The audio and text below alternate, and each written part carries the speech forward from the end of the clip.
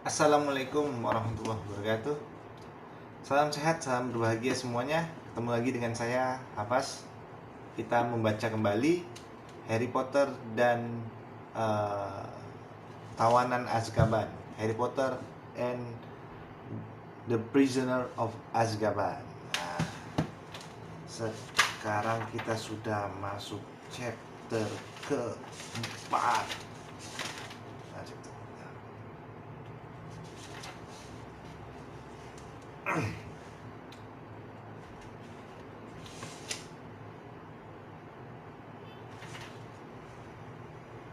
chapter keempat, Leaky Cauldron.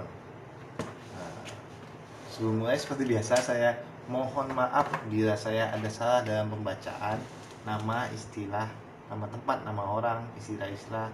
Terutama kalau novel Harry Potter ini terkait dengan mantra-mantra ya, dan istilah-istilah lainnya. Saya mohon maaf jika saya salah dalam membacanya. Oke, bagian keempat, Leaky Cauldron. Perlu beberapa hari bagi Harry untuk membiasakan diri dengan kebebasan yang aneh. Belum pernah dia bisa bangun kapan saja dia suka, atau makan apapun yang dia inginkan. Dia bahkan bisa pergi kemanapun dia mau asal masih di dalam Diagon Alley. Dan karena jalan panjang dari batu itu dipenuhi toko-toko sihir paling menakjubkan di seluruh dunia, Harry sama sekali tak punya keinginan untuk melanggar janjinya kepada Fudge dan memasuki dunia mager lagi. Harry sarapan setiap pagi di Leaky Cauldron. Dia senang mengawasi tamu-tamu lainnya, penyihir-penyihir wanita tua dari pedesaan yang akan belanja harian, penyihir-penyihir yang bertampang terhormat mendiskusikan artikel terakhir di Transfiguration Today, atau yang artinya transfigurasi hari ini, serta penyihir-penyihir yang bertampang liar, kurcaci yang bersuara serak, dan sekali bahkan nenek sihir mencurigakan yang memesan sepiring hati mentah dari balik balaklavanya. Topi balaklava itu adalah topi rajutan wol yang tebal yang menutupi kepala dan lehernya. Sudah sarapan, Harry ke halaman belakang mengeluarkan tongkatnya, mengetuk batu bata ketiga dari kiri atas tempat sampah, dan mundur saat gerbang lengkung menuju Diagon Alley membuka di tembok. Harry melewatkan hari-hari musim panas yang panjang dengan melihat-lihat toko dan makan di bawah payung warna-warni di luar kafe-kafe, tempat para pengunjung saling memamerkan belanjaannya. Ini Lunaskop, tak perlu lagi susah payah mempelajari peta bulan. Lihat, atau mendiskusikan kasus Sirius Black. Aku tidak akan membiarkan anak-anakku keluar sendiri sampai dia kembali ke Azkaban. Harry tak perlu lagi mengerjakan PR di bawah selimut dengan penerangan senter. Sekarang dia bisa duduk di bawah cahaya terang matahari di depan toko es krim Florian Fortescue, menyelesaikan semua tugas mengarangnya dengan kadang-kadang dibantu oleh Florian Fortescue sendiri, yang selain tahu bahwa banyak tentang pembakaran penyihir, dia berpertengahan memberi Harry es krim gratis setengah jam sekali. Sudah Harry mengisi kembali kantong uangnya dengan galeon emas, sikel perak, dan nut perunggu dari lemari besinya di Gringotts, dia perlu menahan diri untuk tidak menghabiskan uangnya sekaligus. Berkali-kali dia mengingatkan dirinya bahwa dia harus 5 tahun lagi di Hogwarts, dan bagaimana rasanya kalau harus minta uang dari keluarga Dursley untuk membeli buku-buku mantra. Itu dilakukannya untuk mencegah dirinya membeli satu set gobstone emas yang bagus sekali. Gobstone adalah permainan sihir dengan batu-batu emas mirip kelereng, dan batu-batu itu menyemprotkan cairan bau ke wajah pemain lawan setiap kali dia kehilangan satu angka. Harry juga sangat tergoda oleh galaksi yang bisa bergerak dalam bola kaca besar, yang berarti dia tak perlu lagi ikut pelajaran astronomi. Tetapi barang yang paling menggoda dan nyaris merontokkan tekad Harry muncul di toko favoritnya, peralatan Quidditch berkualitas. Seminggu setelah dia tiba di Leaky Cauldron. Penasaran apa yang sedang dikerubungi pengunjung di toko itu, Harry masuk dan menyelip di antara para penyihir yang bergairah sampai dia bisa melihat podium yang baru didirikan. Di atas podium itu dipajang sapu yang paling hebat yang pernah dilihatnya seumur hidupnya. Baru keluar, masih contoh. Seorang penyihir berahang persegi memberitahukan temannya. Itu sapu paling cepat di dunia ya, Dad, kata seorang anak laki-laki kecil dari Harry yang menggelayut di lengan ayahnya. Regu Internasional Irlandia baru saja memesan 7 sapu cantik ini, pemilik toko memberitahu kerumunan pengunjung. Dan sapu ini favorit untuk Piala Dunia. Seorang penyihir wanita tinggi besar di depan Harry bergeser dan Harry bisa membaca tulisan di sebelah sapu. Tulisan itu berbunyi Fireball, kilatan atau kilatan api. Sapu balap yang dibuat berdasarkan teknologi paling canggih ini tangkainya terbuat dari kayu ash pilihan, dicat dengan bahan khusus yang sekeras intan dan dinomori dengan nomor registrasi tersendiri yang ditulis di tangan. Ranting-ranting birch untuk ekornya masing-masing diseleksi dan diruncingkan sampai tak lagi mempunyai hambatan udara, membuat keseimbangan dan presisi Firebolt tak tertandingi. Firebolt ini bisa digas dari 0 hingga 225 km per jam dalam waktu 10 detik dan memiliki sistem rem sihir yang tak bisa rusak. Harga diberitahukan kepada penanya.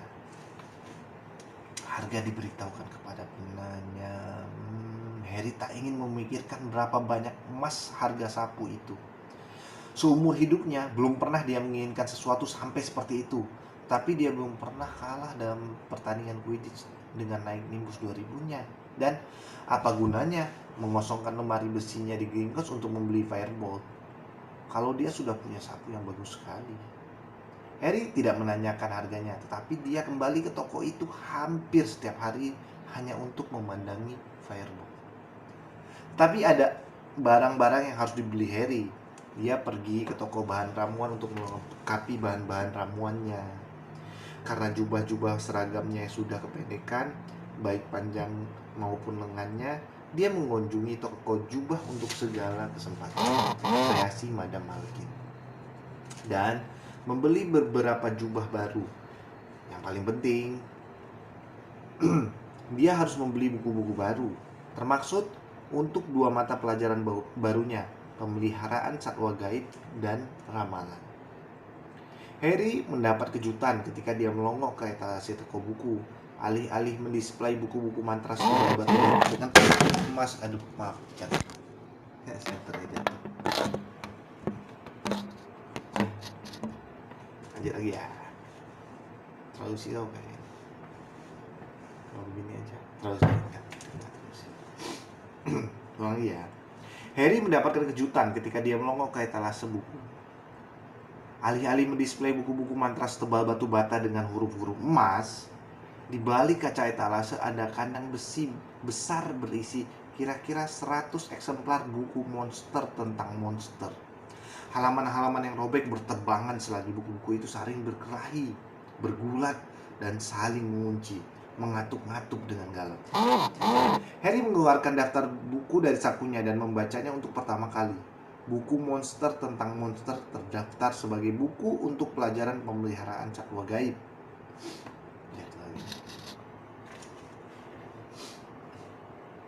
Sekarang Harry mengerti kenapa Hagrid bilang buku itu akan berguna. Dia merasa lega. Selama ini dia bertanya-tanya dalam hati apakah Hagrid memerlukan bantuan untuk memelihara binatang mengerikan yang baru. Saat Harry memasuki Flourish and Bolts, manajer toko buku bergegas menyongsongnya. "Hogwarts?" tanyanya langsung. "Mau beli buku barumu?" "Ya," kata Harry. "Saya memerlukan..." "Minggir," kata si manajer tak sabar. Mendorong Harry, dia mengeluarkan sepasang sarung tangan yang sangat tebal, mengambil tongkat besar berbonggol dan berjalan ke arah pintu kandang buku monster. Tunggu," kata Harry buru-buru.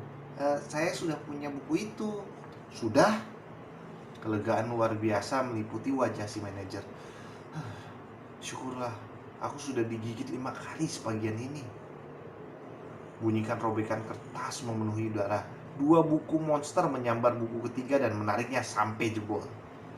Stop! teriak si manajer, menyodok-nyodok tongkatnya melalui jeruji kandang yang memisahkan ketiga buku itu.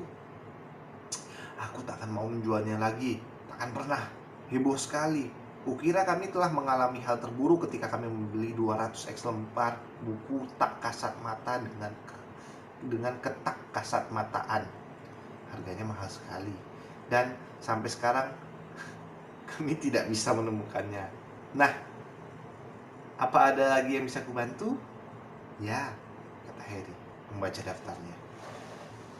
Saya perlu menyingkap kabut masa depan, karangan Cassandra Fabalski.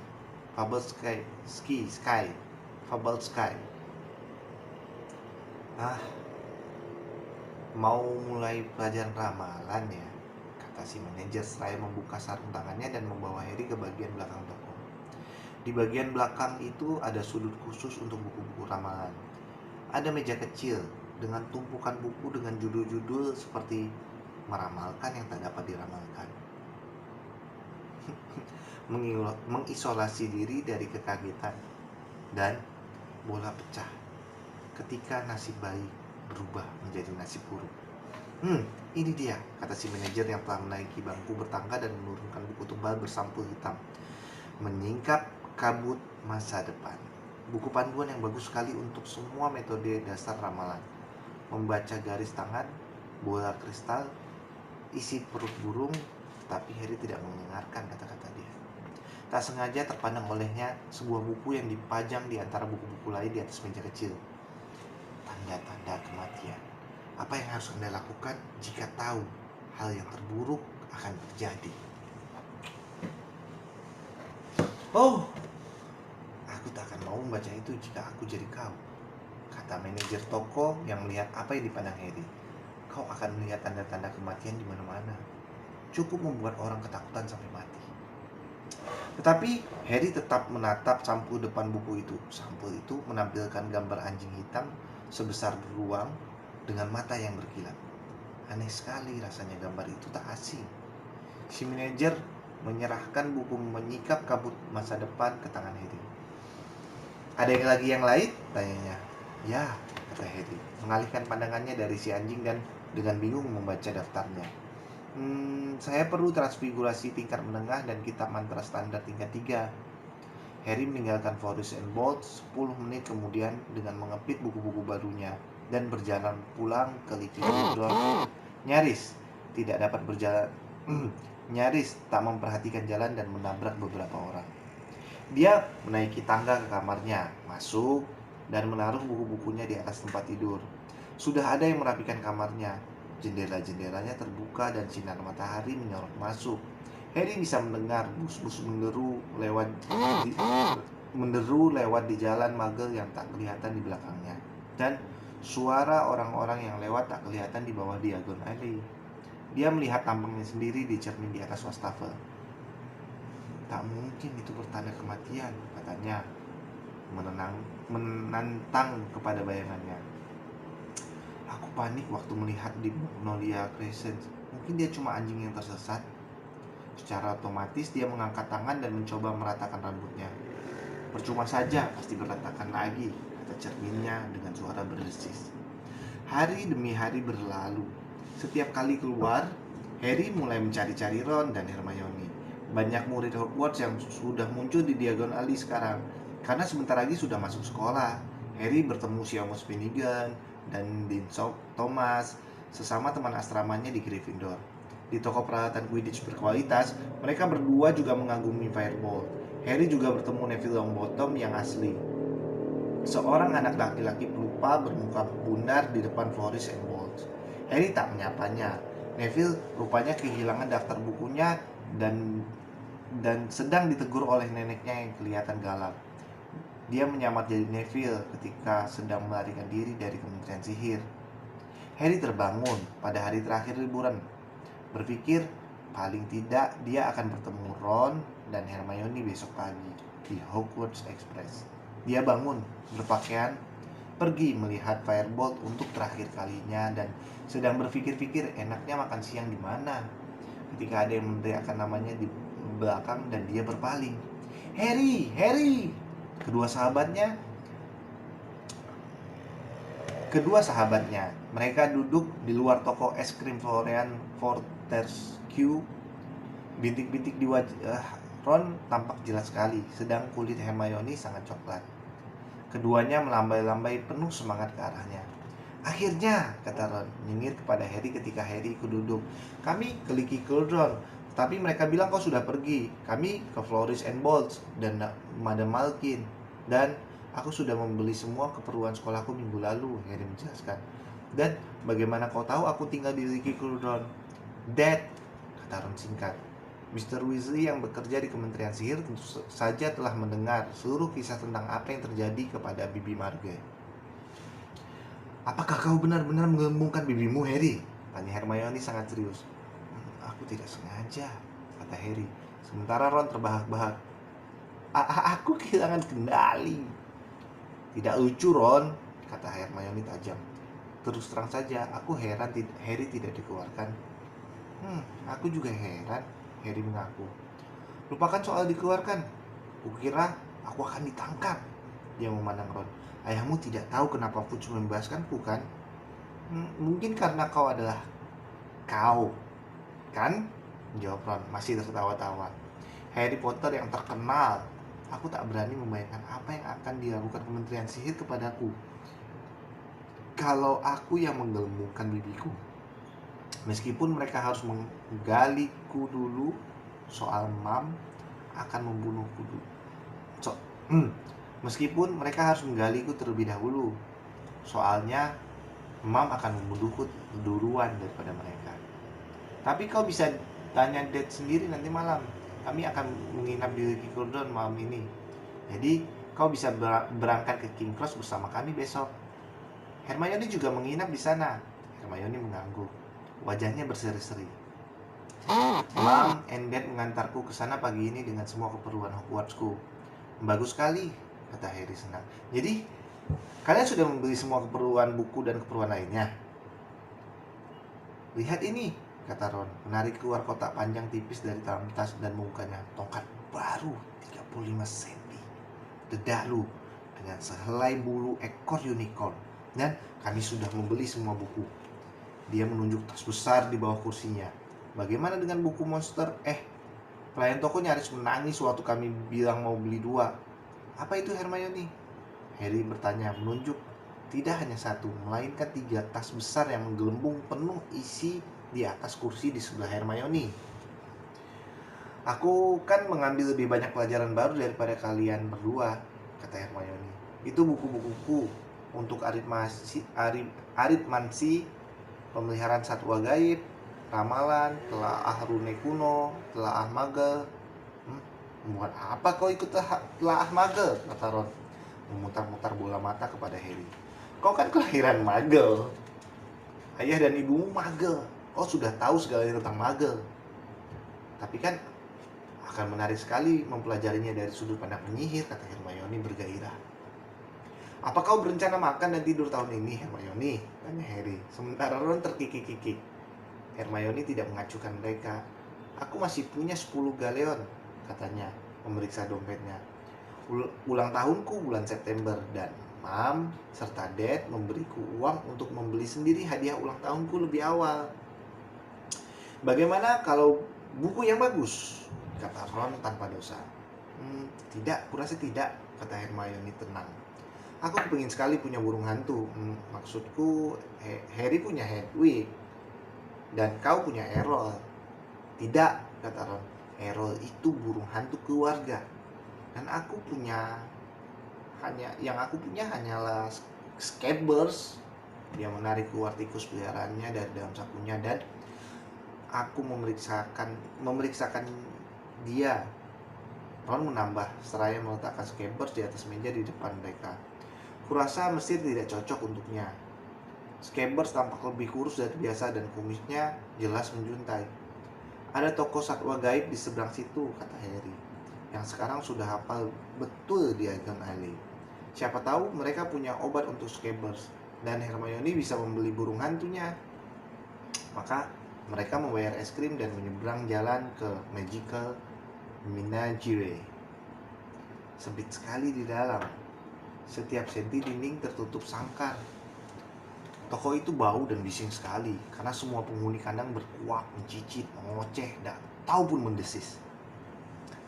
Penyihir wanita penjaga toko di belakang meja sedang menasehati seorang penyihir pria tentang bagaimana memelihara kadal air berkepala dua. Maka Harry, Ron, dan Hermione menunggu sambil melihat-lihat sangkar-sangkar.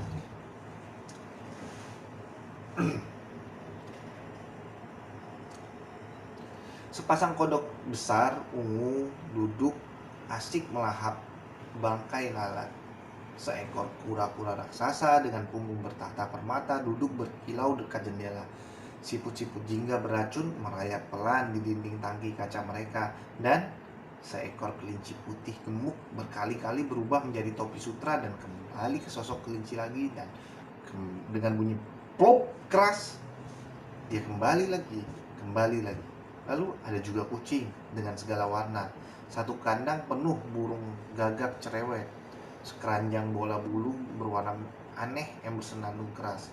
Dan di atas meja panjang ada kandang besar penuh tikus-tikus hitam berkilau, yang beberapa di antaranya sedang bermain semacam lompat tali dengan menggunakan ekor mereka yang licin berbulu. Penyihir pembeli kadal air berkepala dua pulang, dan Ron mendekati meja panjang. "Saya mau memeriksakan tikus saya," kata Ron kepada si penjaga toko. "Dia lesu terus sejak pulang dari Mesir."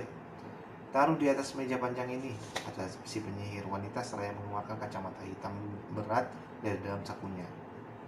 Ron mengeluarkan Scabbers dari sakunya dan menaruhnya di sebelah kandang yang berisi teman-temannya sesama tikus, yang berhenti bermain lompat ekor dan berlarian ke jeruji kawat agar bisa melihat lebih jelas. Seperti segala hal lainnya yang dimiliki Ron, Scabbers si tikus juga diwarisinya dulu milik kakaknya Percy dan sudah agak kusam. Disandingkan dengan tikus-tikus yang berkilau di dalam kandang, Scabbers kelihatan sangat menyedihkan. Kata si penyihir mengangkat Scabbers. "Berapa umur tikus ini?" "Saya tidak tahu," kata Ron. "Sudah tua. Dulunya dia milik kakak saya." Apa kehebatannya?" tanya si penyihir memeriksa Scabbers dengan teliti. Kata Ron. "Kelihatannya Scabbers tak pernah menunjukkan tanda-tanda kehebatan apapun." Mata si penyihir berpindah dari telinga kiri Scabbers yang robek ke kaki depannya. Yang satu jarinya hilang dan berdecak keras-keras. "Tikus ini sudah mengalami kejadian hebat," komentarnya. "Dia sudah seperti ini ketika Percy memberikannya kepada saya," kata Ron membela diri. "Tikus biasa atau tikus kebun seperti ini tidak bisa diharapkan hidup lebih lama dari 3 tahun, kata si penyihir. "Kalau kau mencari sesuatu yang lebih tahan lama, kau mungkin akan menyukai ini." Dia menunjukkan tikus-tikus hitam di kandang yang langsung main lompat ekor lagi. Ron bergumam, "Sok pamer." "Ya, kalau kau tidak mau pengganti, kau bisa mencoba tonik tikus ini," kata si penyihir, meraih ke bawah meja panjangnya dan mengeluarkan botol kecil merah. "Oke," kata Ron. "Berapa?"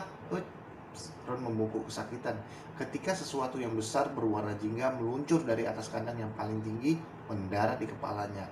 Kemudian berputar dan mendesis-desis liar ke arah Scabbers. "Jangan, Crookshanks, jangan!" teriak si penyihir.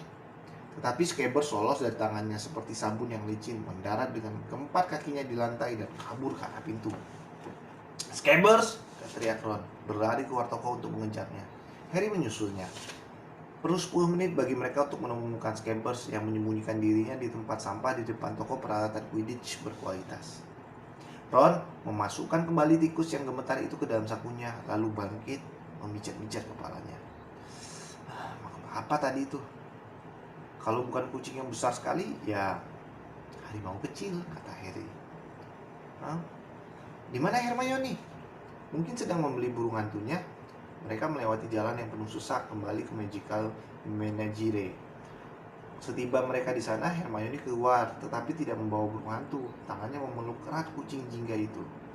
"Kau membeli monster itu?" tanya Ron ternganga. "Dia keren ya," kata Hermione berseri-seri. "Itu soal selera," pikir Harry. Bulu si kucing yang berwarna jingga memang tebal dan halus, tetapi kakinya agak bengkok. Pantas saja namanya Crookshanks. si tulang kering bengkok, dan mukanya kelihatan galak dan gepeng aneh, seakan dia baru menabrak tembok. Sekarang setelah Scabbers tidak kelihatan, kucing itu mendengkur puas dalam pelukan Hermione. Hermione, binatang itu nyaris menguliti kepalaku, kata Ron. Dia kan tidak sengaja, ya kan Crookshanks, kata Hermione. Lalu bagaimana Scabbers, kata Ron, menunjuk tonjolan di saku dadanya. Dia perlu istirahat dan dengan santai. Bagaimana dia bisa istirahat dan santai kalau ada makhluk itu? Aku jadi ingat, tonik tikusmu ketinggalan, kata Hermione, menjejalkan botol merah kecil ke tangan Ron. Dan jangan khawatir, Crookshanks akan tidur di kamarku dan Scabbers di kamarmu. Apa masalahnya? Kasihan Crookshanks. Si penyihir tadi bilang dia sudah di toko lama sekali, tak ada yang mau membelinya. Kenapa ya? Kata Ron sinis sambil mereka berjalan ke Leaky Cauldron. Mereka menemukan Mr. Weasley di dalam rumah minum itu, sedang membaca Daily Prophet. Harry, katanya mendongak seraya tersenyum. Apa kabar? Baik, terima kasih, kata Harry ketika dia, Ron, dan Hermione mendatangi Mr. Weasley dengan semua belanjaan mereka. Mr. Weasley meletakkan korannya dan Harry melihat foto Sirius Black yang sekarang sudah dikenalnya, memandangnya. Mereka belum berhasil menangkapnya, tanyanya. Belum, kata Mr. Weasley tampak muram sekali. Mereka menghentikan kami semua dari pekerjaan rutin di kementerian untuk mencarinya, tapi sejauh ini belum berhasil. Apakah kita akan mendapatkan hadiah kalau berhasil menangkapnya? Tanya Ron. Asik sekali kalau dapat uangnya lagi. Jangan konyol, Ron, kata Mr. Weasley, yang setelah diawasi lebih teliti tampak sangat lelah. Black tidak akan ditangkap oleh oleh anak 13 tahun. Para pengawal Azkaban lah yang akan menangkapnya. Lihat saja nanti.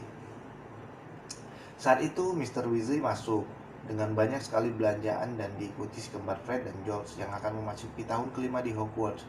Si ketua murid yang baru terpilih, Percy, serta anak-anak bungsu dan satu-satunya anak perempuan di keluarga Weasley, Ginny.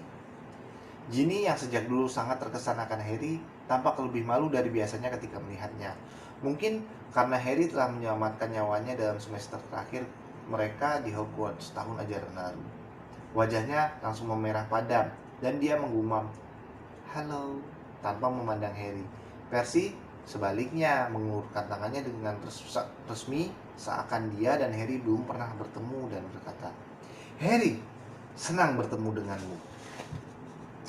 "Halo Percy," kata Harry berusaha menahan tawa. "Kuharap kau baik-baik saja," kata Harry sok menjabat tangan Harry. Rasanya seperti diperkenalkan kembali kepada wali kota. "Baik, terima kasih." "Harry," kata Fred mengikuti Percy agak minggir dan membungkuk dalam-dalam. "Senang sekali bertemu dengan kau, Bung." "Luar biasa sekali," kata George mendorong Fred dan ganti menyambar tangan Harry. "Benar-benar sebuah kehormatan." Percy mencibir. "Sudah cukup," kata Mrs. Weasley.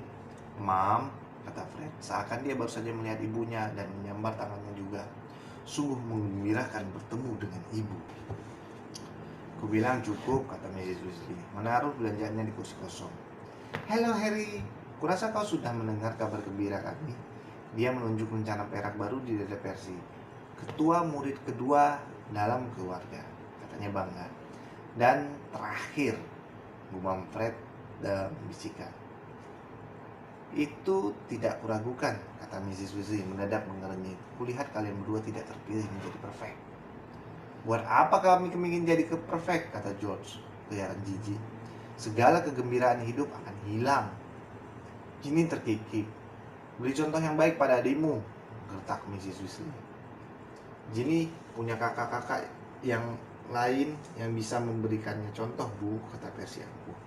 "Aku mau ganti pakaian untuk makan malam. Kami mencoba mengurungnya di dalam piramida," dia memberitahu Harry. "Tapi ketahuan Mam," kata George menghela napas.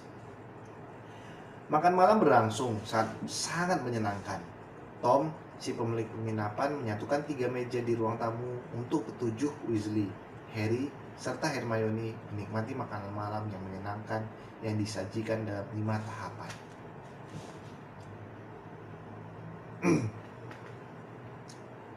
Kementerian menyediakan maaf.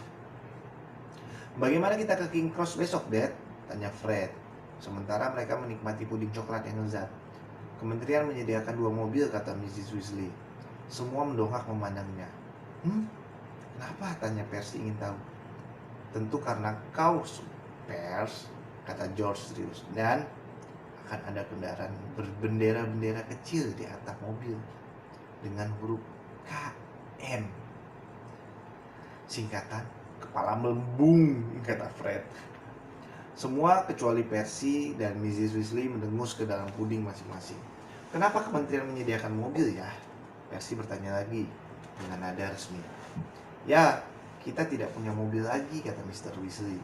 Dan aku bekerja di sana. Mereka membantuku. Suaranya seperti biasa, tetapi Harry melihat telinga Mr. Weasley berubah merah, persis seperti telinga Ron waktu dia sedang stres. Untunglah, kata Mrs. Weasley cepat. Sadarkah kalian berapa banyak barang-barang kalian pasti menarik perhatian kalau kita naik kereta bawah tanah Muggle. Kalian berdua sudah berkemas kan? Ron belum memasukkan barang-barangnya yang baru dibeli dalam koper ke Percy. Semuanya berantakan di tempat tidurku. Lebih baik kau berkemas sekarang, Ron, karena kita tak punya banyak waktu besok pagi, kata Mrs. Weasley dari ujung meja. Ron memandang Percy dengan jengkel. Setelah makan malam, semua merasa kenyang dan mengantuk. Satu persatu mereka naik ke kamar masing-masing untuk memeriksa barang-barang yang akan dibawa esok pagi. Kamar Ron dan Percy bersebelahan dengan kamar Harry. Harry baru saja menutup dan mengunci kopernya ketika dia mendengar suara-suara marah menembus dinding dan pergi ke sebelah untuk mengetahui apa yang terjadi. Pintu kamar nomor 12 terbuka sedikit dan Percy sedang berteriak-teriak. Tadi di sini, di meja di sebelah tempat tidur, kulepas untuk kugosok. Aku tidak menyentuhnya, tahu, Ron membalas membentak. Ada apa? Tanya Harry. Rencana ketua muridku hilang, kata Percy berbalik menghadap Harry. Begitu juga tonik tikus Scabbers, kata Ron, melempar barang-barang dari kopernya untuk mencari tonik itu. Mungkin ketinggalan di bawah. Kau tak boleh kemana-mana sampai kau temukan rencanaku, raung Percy. Biar aku yang mengambilkan tonik Scabbers, aku sudah selesai beres-beres, Harry berkata kepada Ron, dan dia turun. Harry sudah setengah jalan di lorong menuju ruang makan di bawah, yang sekarang sudah sangat gelap, ketika dia mendengar sepasang suara marah lain datang dari ruang tamu. Sesaat kemudian dia mengenali suara itu sebagai suara Mr. dan Mrs. Weasley. Harry ragu-ragu. Dia tak ingin mereka tahu dia telah mendengarkan mereka bertengkar, tetapi kemudian dia mendengarkan namanya disebut. Harry kemudian berhenti, lalu bergerak mendekati pintu ruang tamu. Tak masuk akal, tak boleh memberitahukan dia, kata Mr. Weasley panas. Harry berhak tahu. Aku sudah memberitahu Fudge, tapi dia berkeras mau memperlakukan Harry seperti anak-anak. Dia sudah 13 tahun. Dan Arthur, kalau tahu yang sebenarnya, Harry akan ketakutan. Dan kata Mrs. Weasley nyaring. Apa kau benar-benar ingin Harry kembali ke sekolah dengan dihantui ketakutan? Astaga, dia bahagia kalau tak tahu. Aku tak ingin membuatnya menderita, aku ingin dia waspada, balas Mr. Weasley. Kau kan tahu seperti apa Harry dan Ron berkeliaran kemana-mana berdua saja. Mereka sudah masuk hutan terlarang 2 kali, tetapi Harry tak boleh begitu tahun ini. Kalau aku memikirkan apa yang bisa terjadi kepadanya pada malam dia melarikan diri dari rumah, jika dia diangkat bus kesatria, aku berani bertaruh, dia pasti sudah mati sebelum kementerian menemukannya. Tapi dia tidak mati, dia baik-baik saja. Jadi apa gunanya? Molly, mereka bilang Sirius Black gila. Mungkin juga benar, tapi dia cukup pintar untuk bisa kabur dari Azkaban. Padahal itu kan diandaikan tak mungkin terjadi. Sudah 3 minggu dan tak seorang pun pernah melihat batang hidungnya. Dan aku tak peduli apa yang terus-menerus dikatakan Fudge kepada Daily Prophet. Kemungkinan menangkap Sirius Black masih sama jauh dengan menciptakan tongkat yang bisa menyihir sendiri. Satu-satunya yang kita tahu betul adalah siapa yang jadi sasaran Sirius Black. Tapi Harry akan aman di Hogwarts. Dia menangkap menganggap Azkaban aman sekali. Kalau Black bisa kabur dari Azkaban, dia bisa menerobos masuk ke Hogwarts. Tapi tak ada yang benar-benar yakin sasaran Black itu adalah Harry. Terdengar bunyi duk keras dan Harry ingin Mr. Weasley telah menggebrak meja dengan tinjunya. Molly, berapa kali harus kukatakan kepadamu? Mereka tidak melaporkannya ke media karena Fudge ingin menutupinya, tapi Fudge ke Azkaban pada malam Black kabur. Para pengawal memberitahu Fudge bahwa Black sudah beberapa waktu bicara dalam tidurnya. Kata-katanya selalu sama. Dia di Hogwarts, dia di Hogwarts. Black itu gila, Molly. Dia menginginkan Harry mati. Kalau kau tanya pendapatku, Black mengira membunuh Harry akan membuat kau tahu siapa kembali berkuasa. Black kehilangan segalanya pada malam Harry menghentikan kau tahu siapa. Dan dia punya waktu 12 tahun sendirian di Azkaban untuk memikirkan ini. Sunyi sesaat. Harry bersandar makin rapat ke pintu. Dia ingin sekali mendengar lebih banyak lagi. Ya Arthur, aku harus melakukan yang menurutmu benar. Tetapi kau melupakan Albus Dumbledore. Kurasa tak ada yang bisa mencelakakan Harry di Hogwarts kalau Dumbledore kepala sekolahnya. Dia tahu tentang semua ini kan? Tentu saja dia tahu. Kami harus menanyainya apakah dia keberatan para pengawal Azkaban berjaga di sekitar pintu masuk ke halaman sekolah. Dia tidak senang, tetapi dia setuju. Tidak senang? Kenapa dia tidak senang kalau mereka di sana untuk menangkap Sirius Black? Dumbledore tidak menyukai pengawal-pengawal Azkaban, kata Mr. Weasley berat. Aku juga tidak sebetulnya, tapi kalau kita berurusan dengan penyihir seperti Black, kadang-kadang kita harus menggabungkan kekuatan dengan pihak-pihak yang betul lebih suka untuk kita hindari. Kalau mereka menyelamatkan Harry, kalau begitu aku tidak akan bicara buruk lagi tentang mereka, kata Mr. Weasley lelah. Sudah malam, Molly. Sebaiknya kita naik. Harry mendengar kursi-kursi digeser. Sepelan mungkin. Dia bergegas ke ruang makan. Pintu ruang tamu terbuka dan beberapa saat kemudian langkah-langkah yang terdengar memberitahunya Mr. dan Mrs. Weasley sedang menaiki tangga. Botol tonik tikus itu tergeletak di bawah meja tempat mereka duduk tadi. Harry menunggu sampai didengar pintu kamar Mr. dan Mrs. Weasley tertutup, baru dia naik lagi membawa botol tonik. Fred dan George meringkuk dalam bayang-bayang kegelapan di bordes. Berguncang menahan tawa sementara mereka mendengar Percy mengobrak-abrik kamarnya dan usahanya mencari rencananya. Kami yang ambil, Fred berbisik kepada Harry. Kami perbaiki. Rencana itu sekarang berbunyi kakak tua murid. Harry memaksa diri tertawa, pergi menyerahkan tonik tikus kepada Ron. Kemudian dia masuk ke kamarnya dan berbaring di tempat tidur. Jadi Sirius Black mengejarnya, itu menjelaskan segalanya. Fudge bersikap lunak terhadapnya karena amat lega melihatnya masih hidup. Dia menyuruh Harry berjanji tidak meninggalkan Diagon Alley, karena Diagon Alley ada banyak penyihir yang menjaganya. Dia mengirim 2 mobil Kementerian Sihir untuk membawa mereka ke stasiun besok, supaya keluarga Weasley bisa menjaga Harry sampai dia berada di dalam kereta api. Harry berbaring mendengarkan teriak-teriakan teredam dari kamar sebelah dan heran sendiri kenapa dia tidak menjadi lebih takut. Sirius Black telah membunuh 13 orang dengan sekali kutuk. Mr. dan Mrs. Weasley jelas mengira Harry akan panik kalau dia tahu kenyataan ini. Tetapi Harry setuju sepenuhnya dengan pendapat Mrs. Weasley bahwa tempat teraman di dunia adalah tempat di mana Albus Dumbledore berada. Bukankah orang selalu berkata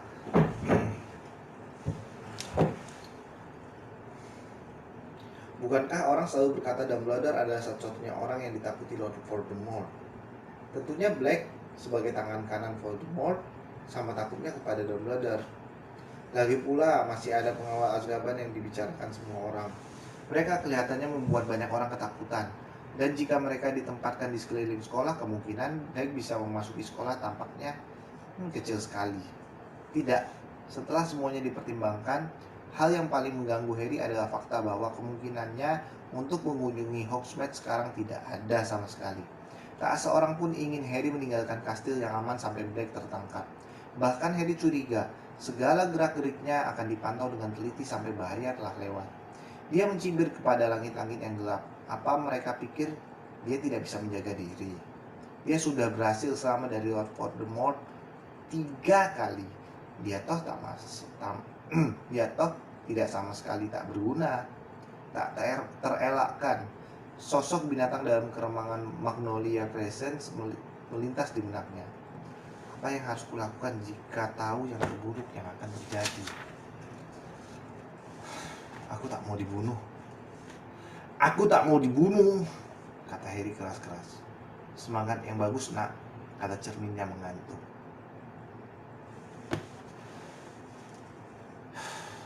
Itu tadi chapter 4 dari Harry and the Prisoner of Azkaban, terjemahan bahasa Indonesia. Sampai jumpa ke video selanjutnya, video lainnya tentang cerita-cerita dan chapter-chapter Harry Potter lainnya. Maaf jika kualitas videonya kurang baik atau kualitas suaranya kurang baik. Maaf jika penyampaian ceritanya kurang menarik. Salam sehat, salam bahagia, assalamualaikum.